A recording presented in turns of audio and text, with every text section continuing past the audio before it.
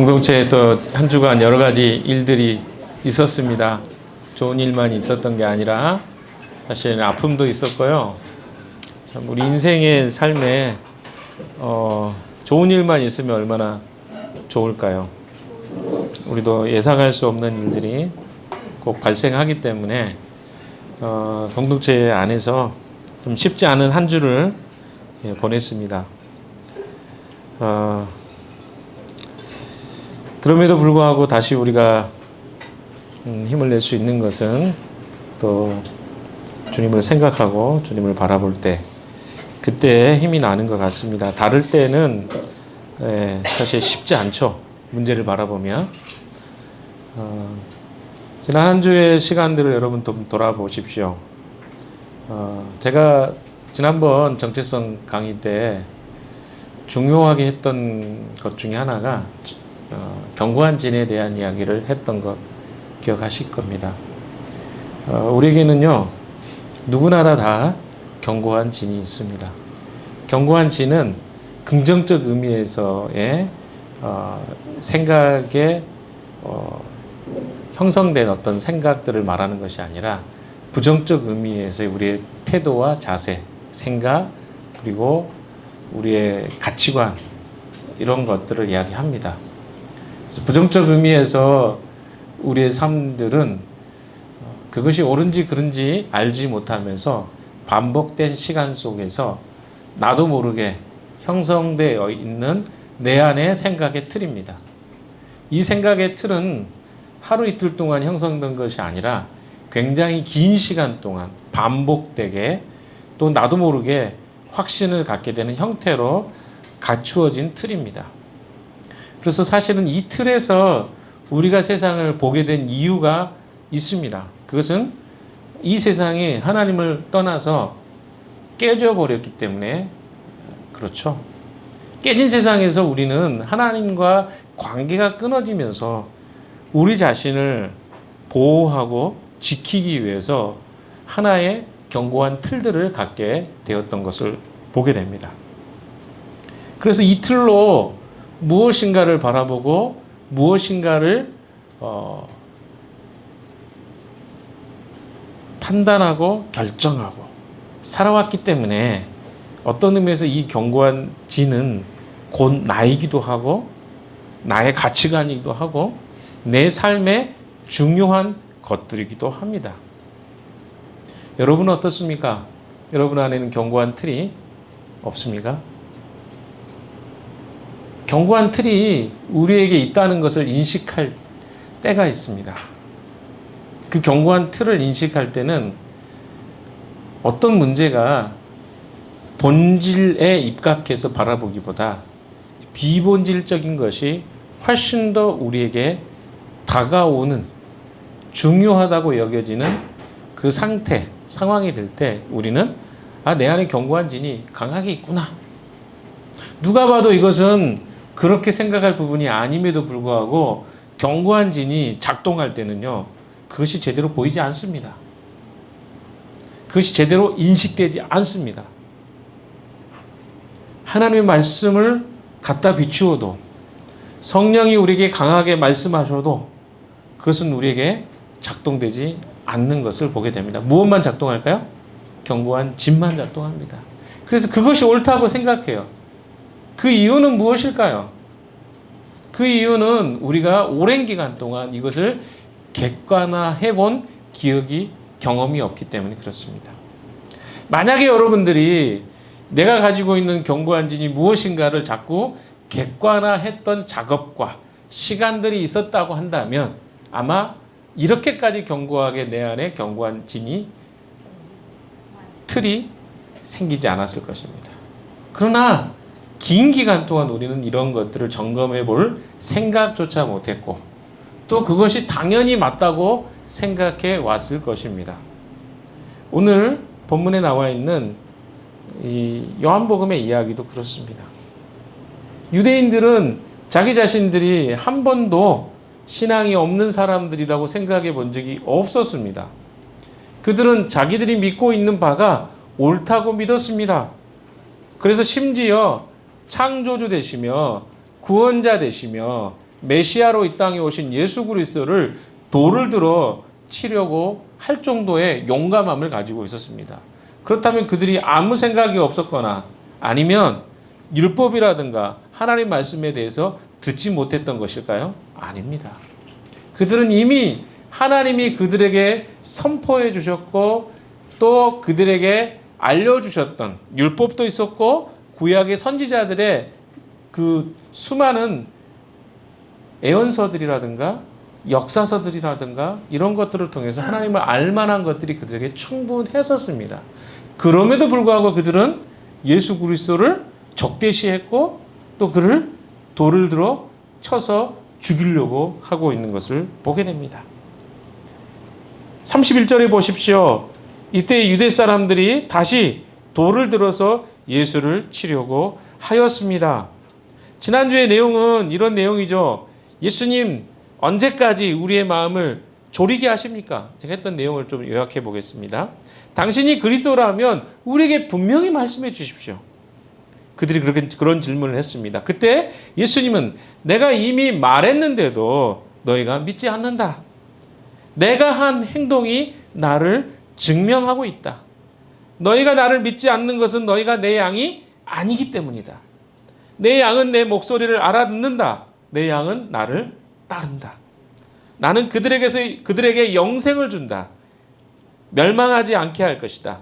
만유보다 크신 하나님의 손에서 그들을 빼앗아 갈 자는 없다.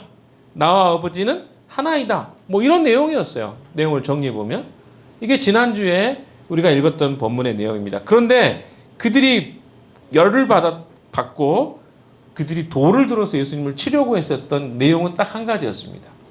무엇이었습니까? 나와 아버지가 하나이다. 이 말이 그들을 건드렸습니다. 이게 저는 그들에게 굉장히 강한 견고한 진이라고 생각합니다. 우리에게도 어떤 견고한 진이 건드려지면 내 모든 것을 다 던져버릴 수 있을 만큼 흥분이 되고 기분이 나쁘고 또 어떻습니까? 그 본질적인 어떤 내용보다 비본질적이지만 내 감정과 내 마음을 건드는 것들이 여러분에게 분명히 있을 것입니다. 유대인들에게는요, 예수님이 하나님과 하나라는 그 말이 견딜 수 없도록 그들을 분노하게 했습니다. 그 내용들을 오늘 좀 살펴볼 필요가 있습니다. 오늘 본문에서는 31절에서 39절까지는 예수님께 속하지 않는 양들의 반응을 이야기해 주고 있습니다. 40절에서 42절까지는 예수님께 속한 양들의 반응을 대조해서 보여주고 있습니다. 유대인들은요, 예수님이 진짜 하고 싶었던 말에는 귀를 기울이지 않았습니다. 그들이 귀를 기울였던 것은 그들의 신경을 건드리고 그들의 견고한 진을 건드렸던 딱 한 가지 말이었습니다. 그리고 예수님이 하신 말씀이 무슨 의미인지도 잘 알지 못하면서 그들은 예수님을 어떻게 하려고 해요? 죽이려고 했어요. 우리는 우리에게 건드려지는 어떤 내용들이 있습니다. 그 말이 어떤 의미인가 깊이 있게 성찰해 보기보다는 내 감정에 내가 이미 옳다고 판단한 것에 우리의 마음이 더 먼저 움직여가는 것들을 보게 됩니다. 인간이 되게 어떤 부분에서 상식적이고 굉장히 지적이고 어떤 우리의 사고나 이런 것들이 정확하게 판단할 것 같아 보이지만 의외로 우리는 감정적이고요. 그러니까 내가 생각할 때 나는 굉장히 T다. 그리고 나는 어떤 부분에서 감정보다는 이성적 사고를 한다라고 생각하는 사람들조차도 동일하게 어떤 건드려지는 이 견고한 진의 영역들이 건드려질 때는요, T로 사고하지 않습니다. 어떻게 합니까? 그냥 감정만 남아있을 뿐이죠. 오늘 본문에 있는 이야기가 바로 그 부분에 해당되기 때문에 여러분들이 좀 잘 주목해 볼 필요가 있습니다. 그들에게 건드림이 되었던 이야기는 바로 나와 아버지가 하나라는 30절의 말씀이었습니다. 왜 그들은 그렇게 그 말에 흥분하고 막 돌을 들어서 예수님을 지금 쳐서 죽이려고 했을까요? 이미 8장에서도 동일한 사건이 있었습니다. 아브라함이 나기 전부터 내가 있었다라고 이야기했던 그 말에 그들이 흥분을 해서 예수님을 돌을 들어서 동일하게 치려고 했습니다. 그러니까 아브라함보다 먼저 있었다는 말이거든요. 그 말을 듣고 유대인들이 흥분했어요. 이 말은 또 뭐예요? 예수님이 아브라함보다 먼저 된 자라는 것을 이야기하고, 그러니까 하나님이라는 것을 이야기하기만 하면 사람들을 돌로 치려고 그랬거든요. 이 개념을 그들이 그러면 바로 이해했을까요? 아니요. 이해하지 못했습니다. 그런데도 그들은 이해하지 못한 채 예수님에 대해서 판단을 끝내버렸습니다. 우리 안에는 그런 일이 없을까요? 우리가 가지고 있는 생각과 판단, 행동, 우리는 너무 옳다고 생각하는 것들이 때로는 어떻습니까? 제대로 판단하지 않고 내 감정에 기인해서 어떤 선택을 해놓고 이것이 나는 옳다고 주장하는 것들이 저는 많이 있을 수 있다고 생각합니다. 한번 우리가 32절의 말씀을 같이 읽어봅시다. 32절 같이 읽어볼까요? 시작. 예수께서 그들에게 말씀하셨다. 내 아버지 권능을 힘입어서 선한 일을 많이 하여 너희에게 보여주었는데 그 가운데 어떤 일로 나를 돌로 치려고 하느냐. 그렇죠. 너희들이 대체 어떤 일로 나를 돌로 치려고 하느냐. 예수님이 그들에게 돌을 맞지 않아야 될 이유가 있다고 이야기하십니다. 두 가지로 이야기하시죠. 첫 번째는 뭡니까? 예수님께서 하신 일은 하나님으로 말미암아 하신 것이기 때문입니다. 그러니까 예수님께서 하신 것은 무엇 때문에 하신 거예요? 자기 자신을 증거하려고 하신 게 아니에요. 하나님의 뜻을 위해서 행한 일들 때문에 나를 돌로 치려고 한다고? 있을 수 없는 일이다. 이렇게 이야기하고 있는 거죠. 그래서 예수님이 하신 것은 하나님의 선하심과 위대하심을 증명하는 내용들입니다. 대부분이. 자기 자신을 증거하려고 예수님이 하신 게 없어요. 그렇기 때문에 나를 향해서 돌을 칠 이유가 없다. 이렇게 이야기하고 있고, 두 번째는 예수님이 행하신 일들은 선한 일들이라는 것입니다. 선하다는 단어의 의미가 중요합니다. 이것은 자신의 유익을 위해서 어떤 일도 하지 않으셨다는 것을 이야기합니다. 또한 예수님의 선하심이라는 것은 무엇입니까? 양들을 지키고 그들에게 풍성한 꼴을 주기 위해서 이 땅에 오셨다라고 주님 말씀하셨습니다. 그래서 이 말을 조금 더 확대해 보면, 선하다는 말을 좀 더 설명하면요, 창세기에 보시면 하나님이 천지를 창조하시고 나서 했던 말이 무엇입니까? 좋았더라. 이 단어와 여기에 나오는 선하시다는 말은 같은 어원입니다. 같은 의미입니다. 동의어죠. 창조의 주제이신 로고스로 예수님 이 땅에 오셨습니다. 그리스도로서 예수님은 선하신 일을 하기 위해서 이 땅에 오신 분이십니다. 다른 말로 이야기하면 예수님이 창세 때에도 그는 창조주로 존재하셨습니다. 그래서 그 창조 작업에 아주 중요한 역할을 하셨던 분이 예수 그리스도예요. 말씀이 하나님과 함께 계셨고 그 말씀은 하나님이셨더라. 그리고 말씀으로 말미암아 세상의 모든 것들은 창조되었더라. 이렇게 성경 요한복음의 1장에 그렇게 시작하고 있지 않습니까?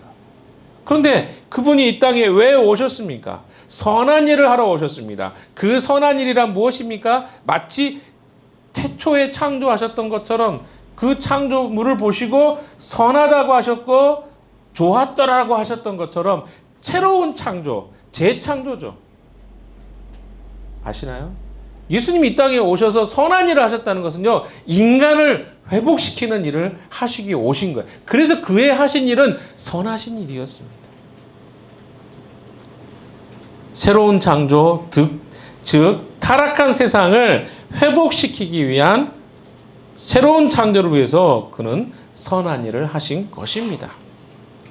자, 그래서 이런 새로운 창조, 죽었던 영혼을 새롭게 회복시키는 이 일에 주님이 오셔서 하셨던 이 일을 반대하고 예수 그리스도를 향해서 돌을 들려고 했던 사람들은 어떤 사람들입니까?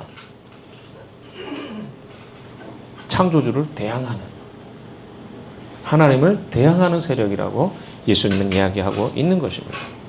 사랑하는 여러분, 교회는 뭐 하는 곳일까요? 이런 새로운 창조를 하러 오신 예수 그리스도를 머리로 삼은 자들이 바로 교회 공동체입니다. 그래서 우리 안에는 늘 새로운 창조가 일어나야만 합니다. 새로운 창조란 오염된 세상 가운데, 즉 괜찮은 것 같아 보이는 세상 안에서 끊임없이 이 세상은 왜곡된 상태로 존재한다는 것을 드러내는 일이 바로 교회의 일입니다. 무슨 말이냐면 세상 사람들은 그냥 괜찮아 보여요. 겉으로 봤을 때. 여러분 세상 사람 만나보잖아요. 그런데 어떻습니까? 그들 안에는 부패하고 썩었고 하나님을 떠나버렸기 때문에 그들 안에 뭐가 있는 거예요? 왜곡됨이 존재한다는 것이죠. 유대인들도 그랬고요. 지금 현재 정치인들도 그렇고 지도자들도 그렇고 세상에 존재하는 모든 사람들은 다 이런 하나님과의 단절로 인한 왜곡됨 현상이 존재합니다. 이것을 인식하는 거예요. 교회는요, 세상이 그렇다고 바라보고 그들에게 하나님의 나라를 선언하고 하나님 나라로 들어올 것들을 외치는 것이 교회라고 저는 생각합니다. 그래서 세상은요, 부정부패가 만연하고, 요즘에 청문회도 합니다만은 여러분이 관심 잘 안 가질 것 같습니다. 그러나 여러분 보십시오. 정치 지도자들, 장관들, 대통령, 수많은 사람들 어때요? 거짓돼 있어요. 조금만 봐도 거짓말인 것들을 너무 쉽게 합니다. 왜 그럴까요? 하나님을 떠난 인간은 다 똑같습니다. 그게 대통령이 되었든 장관이 되었든 국회의원이 되었든 누구든지 다 어때요? 하나님을 떠나 있으면 이렇게 왜곡된 상태로 마치 그럴싸한 모습을 포장하고 있는 것에 불과한 우리의 모습을 보게 됩니다. 하나님을 떠난 인간이요, 부패하고 타락할 수밖에 없다는 것이 성경의 선언입니다. 우리가 주님의 뜻대로 살게 되면요, 또 새로운 창조주 되신 예수 그리스도를 따르게 되면 세상의 사람들은 또한 세상과 타협한 교회들은 어떤 반응을 보일 것 같습니까? 우리를 향해서 돌을 들어서 공격하게 되어 있습니다. 그러니까 왜냐하면 우리가 예수의 뒤를 따라가기 때문에 그렇습니다. 예수님 뭘 잘못해서 돌을 들어 사람들이 치려고 했나요? 아니었어요. 그들의 잘못이 드러나는 순간 그것을 감추고 싶을 때 사람들은 어때요? 상대를 공격합니다. 여러분 자기가 옳은 것 같죠? 그러면요, 자기가 정말 옳잖아요. 그리스도 안에서. 그럼 상대를 공격하지 않습니다. 공격할 이유가 없잖아요. 인정하게 되면. 근데 우리는 보통 누군가를 공격할 때는요, 그리고 그런 상대방을 향해서 주먹을 날린다 그럴까요? 이럴 때는요, 자기의 잘못이 찔림이 될 때 그래요. 여러분 아십니까? 예수님을 향해서 돌을 들었던 자들을 한번 보십시오.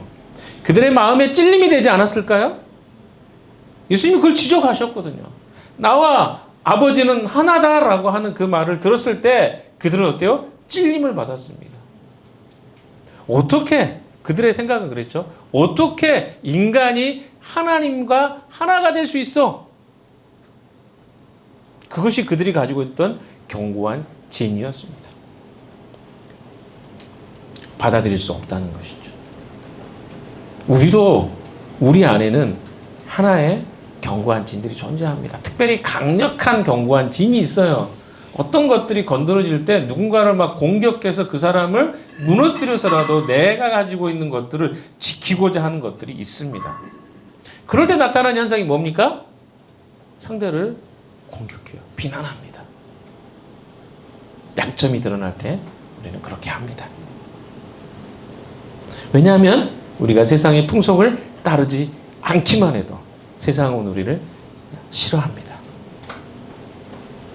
자기와 함께하지 않으면 적이 되는 것이 세상입니다. 정치인들도 똑같아요. 같은 당을 이루면요, 그 사람이 과거에 무엇을 했든 상관이 없어요. 우리 편이에요. 이쪽 당에 속하면 이쪽 사람이 되는 거고, 저쪽 당에 들어가면 저쪽 사람이. 신기해요. 마치 리트머스 종이처럼. 파란색은 파란색, 빨간색은 빨간색. 그걸로만 생각해. 그러니까 하나님보다 더 중요한 가치가 이 세상에 얼마나 많은지 모릅니다. 심지어 교회마저도 딱 색깔이 정해졌어요. 파란색, 빨간색. 이것이 더 하나님 말씀보다 더 중요한 시대가 되어버렸어요. 그래서 어떻게 해요? 이것으로 교회도 판단됩니다. 저희가 더불어 이음교회라고 지어놓으니까 황당한 이야기인데 더불어 이음교회가 왜 말도 안 되는 이야기인데 그걸 하는 사람들이 있어요. 이 교회는 그런 교회 아니야? 또 황당하지만 시리어스하게 이야기하면 진지하게 이야기해보면 이런 세상입니다. 사람들을 둘 쪽으로밖에 안 봐요. 하나님이 어떤 분인가의 관점으로 바라보는 것이 아니라 자기가 바라보고 있는 관점으로 교회도 바라보고 사람도 바라봅니다. 어디 성경에 정치적 관점으로 주님을 따르는 것까지 판단하라고 돼 있습니까? 그러나 사람들은 그것이 너무 자연스러운 시대예요. 지금 이 교회들이 다 그러고 있어요. 안타깝습니다. 세상의 원리를 따르잖아요. 그러면 우리가 그런 이야기 안 들어도 돼요. 여러분 생각해보면 주류를 따르잖아요. 적어도 우리가 제거될 일은 없어요. 미움받을 일은 없어요. 어디만큼 하면 돼요? 적당히 하면 돼요. 세상은 적당히 살면 그 사람을 괴롭히지 않습니다. 어떨 때 괴롭힙니까? 튀지 마. 응? 줄 똑바로 맞추고. 응? 왜 튀어? 이럴 때 사람들 어때요? 공격해요. 왜 너만 잘난 척해? 왜 너만 하나님 잘 믿는 척해? 라고 이야기합니다. 중요한 건 뭐예요? 본질이 중요하지 않아요.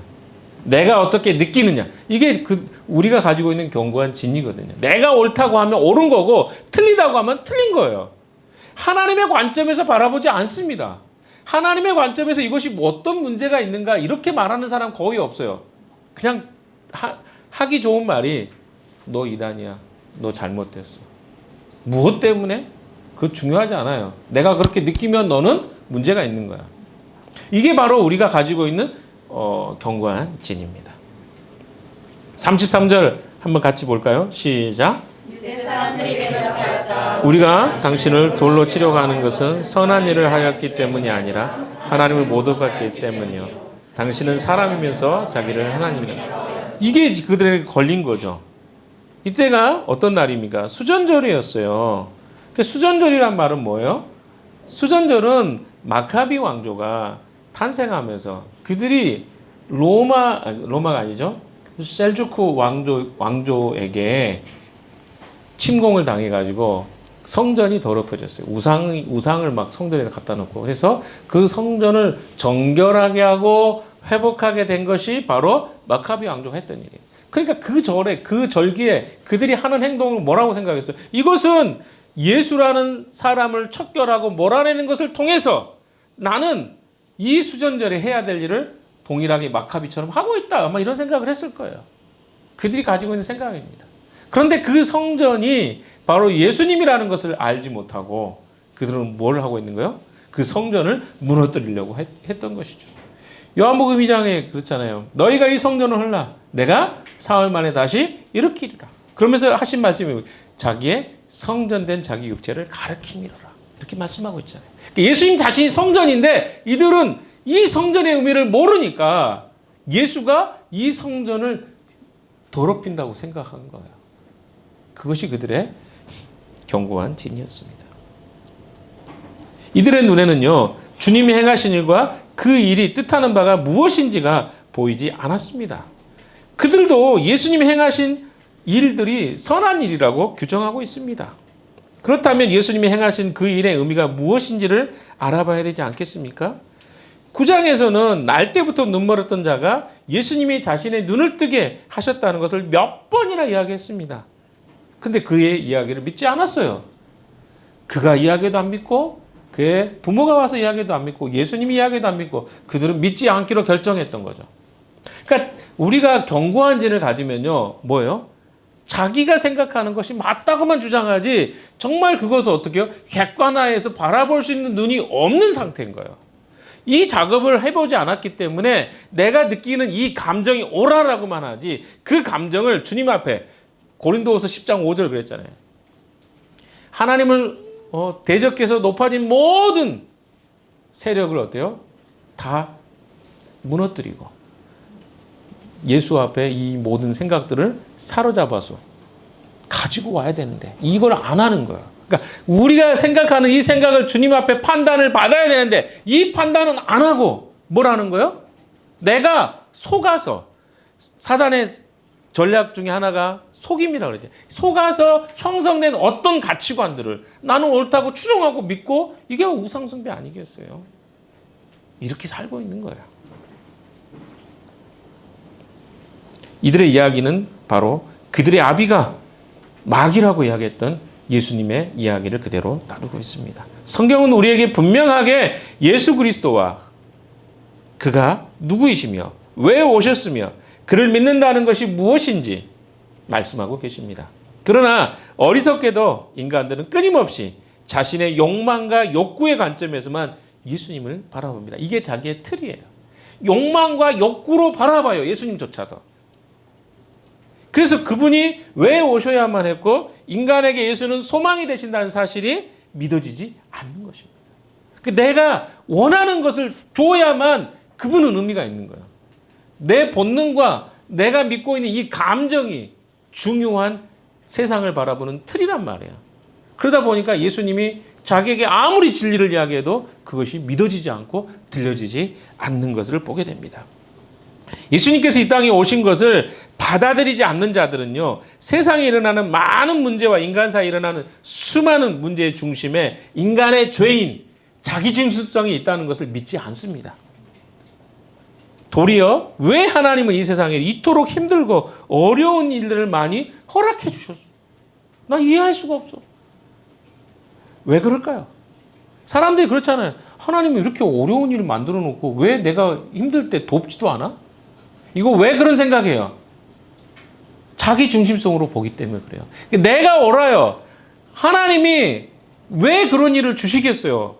하나님 그런 일을 주려고 하지 않습니다. 사실은 뭐예요? 엄밀하게 따지면 인간의 자기중심성 때문에 하나님을 떠난 인간의 결과물을 우리는 먹고 있는 거예요. 그러니까 죄의 싹은 사망이라고 성경은 이야기합니다. 하나님을 떠난 결과물은 뭐예요? 관계적으로 하나님을 떠났을 때 우리는 어떤 일을 겪게 됩니까? 바로 이런 단절의 경험을 겪게 됩니다. 그 단절의 결과가 어때요? 아픔이고 죽음이기도 하고 고통스러운 일들입니다. 그 일들은 다 어디서부터 시작된 거예요? 하나님을 떠난 결과로 파생된 거예요. 인간의 자기 중심성의 문제가 결국은 우리에게 어려움을 가져다 줬는데 인간이 어디로 가요? 말도 안 되게 하나님을 향해 삿대질 하잖아요. 아니 하나님 나 힘들 때 뭐 하셨어요? 대체 이게 이해 안 되는 하나님 이 사람들 이렇게 죽어가는 게 맞습니까? 근데 그 결과는 뭐예요? 이미 하나님을 떠난 우리의 죄성에 한 것들인데 그 죄의 문제를 누구 탓을 하는 거예요? 하나님 당신 때문에 지금 이런 문제가 생기는 거 아닙니까? 라고 삿대질 하는 것이죠. 당시 유대인들의 생각은 자기들이 성경에 기반했다고 생각하지만 성경의 기반이 아니었어요. 그래서 예수님은요 그 이야기를 34절부터 하고 계신 것입니다. 좀 어렵습니다. 34절은. 그러나 한번 같이 이 말의 의미가 무엇인가 찾아봅시다. 34절, 35절, 36절까지 읽겠습니다. 시작. 너희 율법에 내가 너희를 신들이라고 하였다는 말이 기록되어 있지 않느냐. 하나님의 말씀을 받은 사람들은 하나님께 신이라고 하셨다. 또 성경은 패하지 못한다. 그런데 아버지께서 자기를 하나님의 아들이라고 한 말을 가지고 너희는 그가 하나님을 모독한다고 하는 거예요. 이게 무슨 말입니까? 좀 어렵죠? 시편 82편을 한번 봅시다. 시편 말씀을 보셔야 됩니다. 82편입니다. 같이 보면서 좀 이야기를 하겠습니다. 오늘 본문을 이해할 때 이게 제일 어려워요. 자, 저하고 같이 한번 따라가 봅시다. 시편 82편 1절부터 한번 읽겠습니다. 하나님이 다 같이 읽겠습니다. 시작. 하나님이야 하나님의 법정에 나오셔서 하나님께서 신들에게 말씀하셨다. 언제까지 너희는 공명하지 않은 재판을 되풀이하느냐? 언제까지 너희는 악인의 편을 들려느냐? 가난한 사람과 고아를 변호해주고 가련한 사람과 궁핍한 사람에게 공의를 베풀어라. 가난한 사람과 빈곤한 사람을 구해주어라. 그들을 악인의 손에서 구해주어라. 그러나 그들은 깨닫지도 못하고 분별력도 없이 어둠 속에서 헤매고만 있으니 땅의 기초가 송두리째 흔들렸다. 하나님께서 말씀하셨다. 너희는 모든 신들이고 가장 높으신 분의 아들들이지만 너희도 사람처럼 죽을 것이고 어느 군주처럼 쓰러질 것이다. 하나님이 일어나셔서 이 세상을 재판하여 주십시오. 자, 여기 말씀을 예수님이 인용하신 것입니다. 이 말씀의 뜻은 이런 것입니다. 자, 한번 살펴봅시다. 이 부분은 해석이 좀 필요한 구절인데요. 시편의 본문에서 너희는이라는 말이 1절에서 5절에 나오는 재판장들을 가리키는 이야기입니다. 여기서 하나님의 공의를 무너뜨린 타락한 재판장들을 누구라고 칭합니까? 신들이라고 지칭하고 있습니다. 이들을 향해서 하나님께서 언젠가는 이들을 심판하실 것이다. 이런 이야기를 이제 시편 기자를 통해서 고백하는 걸로 마무리가 됩니다. 근데 여기 보시면요. 예수님은 하나님이 이런 재판장들을 누구라고 불러요? 신들이라고 불렀다는 거죠. 근데 왜 그렇게 신들로 불렀을까? 이 질문이 나오겠죠. 또 하나가 뭐니까 지존자의 아들들. 여기에는 이제 신들을 모아들이고 재판을 하나님께서 신들에게 말씀하셨다. 뭐 이렇게 표현되어 있잖아요. 그렇죠? 근데 여기에 나오는 이야기는 뭡니까? 그들이 부름받은 이유는요. 하나님의 말씀을 받았기 때문이라고 말씀하십니다. 그러니까 이 사람들은 뭡니까? 이들을 신들이라고 불려주는데 하나님의 아들들이라고도 불리고 신들이라고도 불렸습니다. 그 이유는 뭐냐면 하나님을 대신해서 잘 들으셔야 돼요. 하나님을 대신해서 이 재판장들이 하나님의 말씀 율법을 받아서 하나님을 세우는 하나님의 공의를 세우는데 이들이 쓰임 받은 거예요. 그래서 그들을 뭐라고 해요? 하나님의 아들들이라고도 부르고 하나님의 신들이라고 해요. 그게 무슨 말입니까? 하나님이 그들을 신이라고 부른 거예요. 출애굽기 4장 22절에 보시면 이스라엘을 향해서 이스라엘이 나의 맏아들이다 라고 부르십니다. 그러니까 아들이라고도 부르시고 신들이라고 부르는 내용이 나와 있어요. 그러니까 이게 무슨 말인가?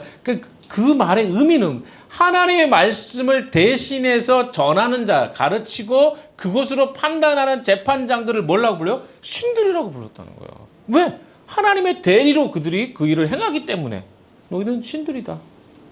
예수님이 그 이야기를 시편의 이야기를 언급하고 있는 것입니다. 그러면 이 말씀을 좀 더 확대해 보면 이런 거죠. 아니 세상의 재판장들과 그들을 향해서도 하나님 뭐라고 그랬어요? 신이라고 불렀다며. 율법을 받고 대리로 통치하는 자들을 향해서 신이라고 불렀다면 그 말씀 자체이신 이 하나님의 아들이신 예수 그리스도가 오셔서 하나님과 내가 하나가 되고 내가 신이라고 불리는 게 뭐가 문제가 있냐 이 말이에요. 그러니까 그들은 율법에서 이 말의 의미가 무엇인지를 몰랐어요. 그러니까 시편에 이미 이런 이야기가 있고 그래서 그런 의미 속에서 사람이 하나님의 아들이라고 불려지는 것이 전혀 문제가 없음에도 불구하고 그들은 그렇게 생각하지 않았다고요. 자기들이 생각하고 있는 개념으로만 이해하고 있고 계속해서 그 고집을 했다는 것입니다. 그러니까 예수님이 하나님의 아들로 불리우는 것은 전혀 성경의 말씀에 의하면 문제가 되지 않는다라는 것입니다. 왜? 아버지의 뜻을 행하기 때문에 나는 하나님의 아들이다 라고 하는 게 뭐가 문제냐는 거죠. 왜?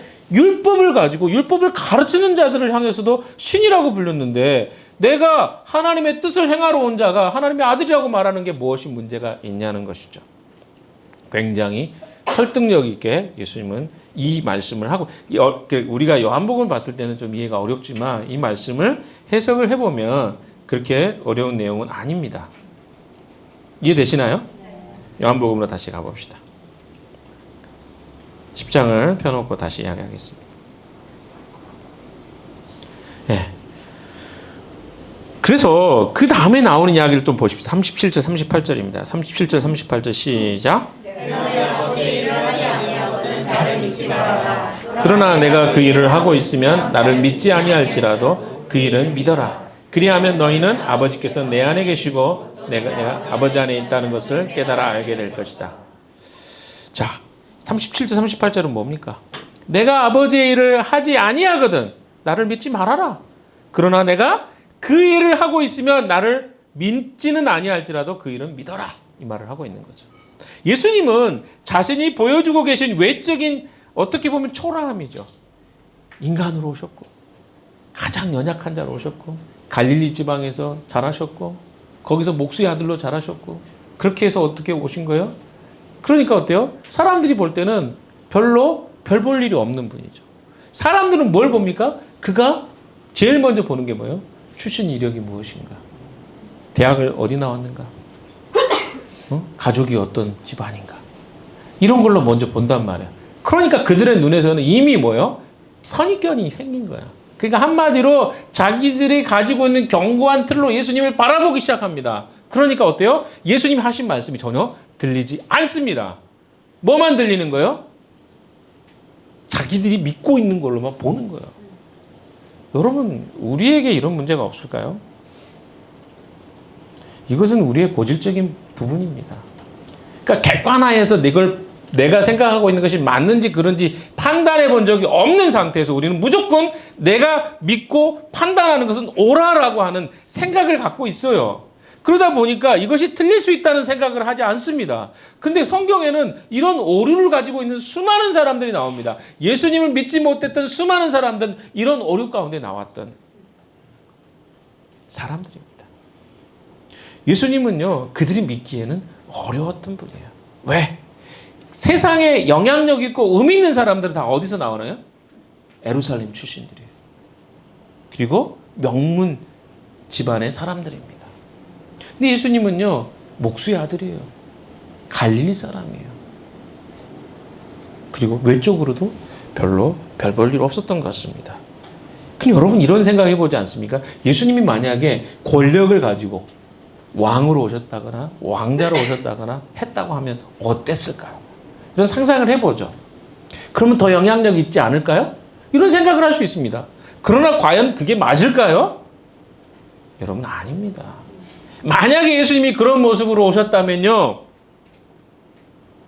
만약에 예수님이 그런 모습으로 오셨다면 세상의 권력을 가진 자들과 똑같은 이 모습으로 사람들이 보였을 겁니다. 사단이 하는 일이 그거거든요. 사단은 어떻게 합니까? 세상의 권력을 통해서 자기 자신을 드러내기 좋아하죠.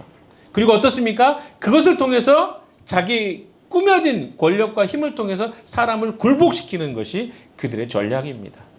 만약에 예수님이 그런 모습으로 오셨다면 그들과 어떤 차별도 없었을 것입니다. 그렇지 않을까요? 그래서 이것은 하나님의 속성이나 성품과는 전혀 상관없는 이 세상의 방식이었기 때문에 예수님은 그렇게 오지 않으신 것입니다. 그래서 주님은 나를 믿지 아니할지라도 라고 말씀하고 있습니다. 여기 있잖아요. 나를 믿지는 아니할지라도 그 일은 믿어라. 그리하면 너희는 아버지께서 내 안에 계시고 또 내가 아버지 안에 있다는 것을 깨달아. 근데 어떻게 하면 알다는 거죠? 내가 그 일을 하고 있으면 이라고 이야기합니다. 그 일은 무엇입니까? 예수님의 삶 가운데 하셨던 일들입니다. 그것을 바라보면 이것이 내가 믿어지지 않을지 몰라도 이것이 너희가 생각할 때는 그것이 잘 믿어지지 않을지 몰라도 한번 잘 생각해봐라. 그러면 나를 믿게 될 수 있다.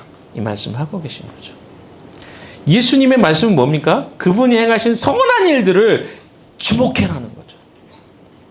아무도 그분을 하나님과 상관없는 자라고 말할 수 없을 것이다. 이렇게 이야기합니다. 왜? 자기가 행하셨던 선한 일이 무엇인가를 그들에게 주장하고 있는 것이죠. 여러분, 예수님은요, 예수님의 주장도 주장이지만 예수님의 삶을 통해서 그분이 누구인가를 증거해 주셨습니다. 그래서 우리가 예수님 잘 믿어지지 않더라도 그분이 하셨던 일을 묵상하잖아요. 깊이 돌아보잖아요. 그걸 믿지 않을 수가 없는 것입니다.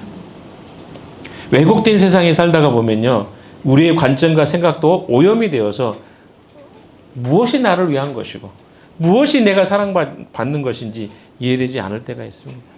그러니까 참 이 깨진 세상에서는요, 사랑을 진짜 하는 사람하고 가짜라고 하는 사람이 구별이 잘 안 되는 것이 현실입니다. 내가 진짜 누군가를 진짜 사랑했는데 그 사람이 나를 내가 내 사랑을 이해하지 못할 때 얼마나 우리가 답답합니까? 그렇지 않나요? 우리 사랑을 알아주는 것만 해도 그것이 엄청난 축복입니다. 근데 이 세상이 왜곡되다 보니까 뭐 세상의 남자들이 많이 외도하는 이유가 뭐예요? 자기 아내, 자기가 사랑하는 사람을 통해서 사랑받는 것보다 밖에 있는 사람이 나에게 잘해주는 걸 사랑이라고 느끼기 때문에 외도하는 거 아닙니까? 뭐 술집 여자가 됐든. 왜? 그들은 돈을 벌기 위해서 나에게 잘해주는 건데 그것을 뭘로 이해해요? 사랑이라고 이해해요. 그게 슬픈 세상입니다. 그러니까 어때요? 많은 사람이 가정을 깨고 다른 사람을 향해서 떠나지 않습니까? 이게 현실입니다. 깨진 세상 속에 살고 있기 때문에 나타나는 현상이에요. 그 사랑이 아니에요. 그건 뭐예요? 속이는 거예요. 거짓말. 내가 그렇게 하면 사랑이라고 착각하게 해서 돈을 벌기 위해서 하는 행동인데 그걸 사랑이라고 우리는 느낀단 말이에요. 왜곡된 세상에서 가능한 겁니다. 주님은 똑같습니다. 이스라엘 백성들을 향해서 뭐라고요? 주님은 온 마음과 진심으로 그들을 사랑하셨어요. 근데 그들은 그것을 사랑이라고 느끼지 않았습니다. 오히려 돌을 들어서 그를 죽이려고 했다는 것이죠. 우리가 먼저 느끼는 것은요, 나의 감정입니다. 그리고 외적인 것들입니다. 힘의 원리가 먼저 작동되는 것을 보게 됩니다. 그러나 여러분, 우리 주님을 생각해 봅시다. 주님이 나를 위해서 행하신 일들과 말씀들, 그분의 삶을 묵상해 보십시오.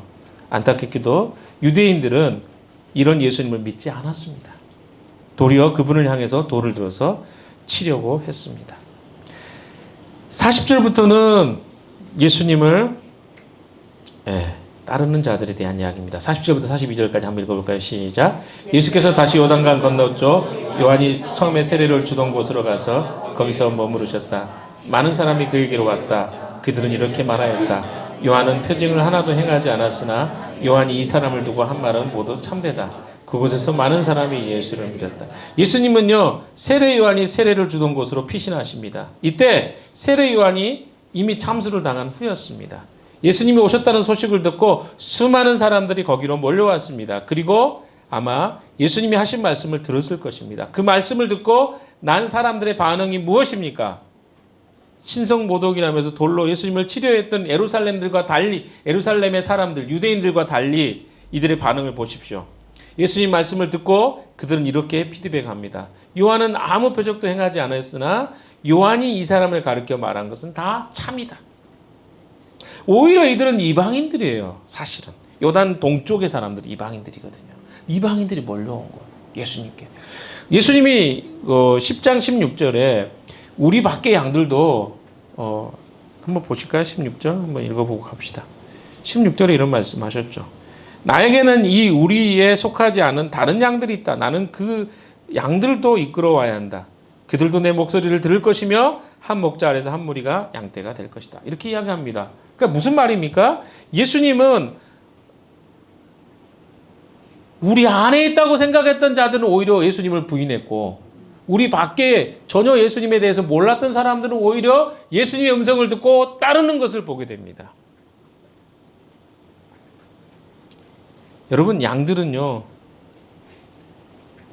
안전한 곳에서 있을 때 평안을 누립니다. 아버지와 아들이 하나 된 곳에서는 안전함이 있습니다. 다른 말로 하면 우리가 안전하고 평안한 삶을 추구하고 있죠. 그러나 세상 어디에도 이런 주님이 주시는 평안과 안전함은 존재하지 않습니다. 어디 안에 있습니까? 오직 아버지와 아들 되신 그리스도의 하나됨 안에 진정한 평안이 있습니다. 그러니까 다른 말로 이야기하면 주님을 주인으로 인정하는 곳에만 평안과 안전이 있고 주님이 아닌 다른 곳에서 우리가 안전함을 찾아보려고 애쓰고 노력해 볼 수 있겠지만 거기에는 안전함도 평안도 없다라고 이야기하는 것입니다. 우리가 애쓰고 노력해서 찾아보십시오. 그러나 거기에는 진짜 평안이 없습니다. 어디만 평안이 있어요? 예수님의 음성을 듣고 그분의 음성을 따라가며 그분의 음성에 순종할 때만 이 평안은 주어진다고 이야기합니다.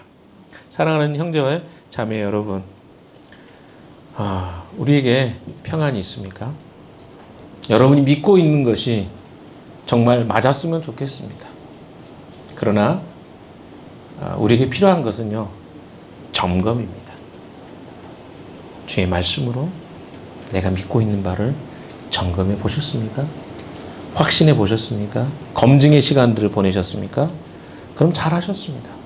그러나 여러분이 내 생각이 맞다고 주장하는 어떤 것들이 검증되지 않은 것들이라면 한번 더 살펴보고 더 물어볼 필요가 있지 않겠습니까? 왜? 이것은 우리 인생이 걸려있는 문제이기 때문에 그렇습니다. 유대인들은 그 작업을 하지 않았습니다. 그래서 어떻습니까? 그 작업이 되지 않았기 때문에 그들은 그것을 그냥 믿고 그것에 의존해서 예수님을 향해 대적하는 행동을 했습니다. 우리 삶에는요, 힘듦이 기본적으로 이 세상의 베이스에 깔려 있어요. 왜? 하나님 떠난 세상은 어렵습니다. 그러나 여기에도 안전함이 있죠. 어디 안에서? 주님 안에서. 오늘 찬양도 그런 찬양했습니다만은 주님 안에만 안전함이 있어요. 평안함도 주님 안에만 있습니다. 근데 자꾸 우리는 뭘 찾아요? 주님 밖에서 찾으려고 해요. 거기 어느 곳에도 안전함은 존재하지 않습니다. 사랑하는 여러분, 이 한 주간을 살면서 어떤 삶이 여러분에게 때로는 힘들고 어렵다고 다가올 수 있습니다. 그러나 여러분, 그때마다 여러분이 생각하고 판단하는 것들을 주님 앞에 내어드려 보십시오.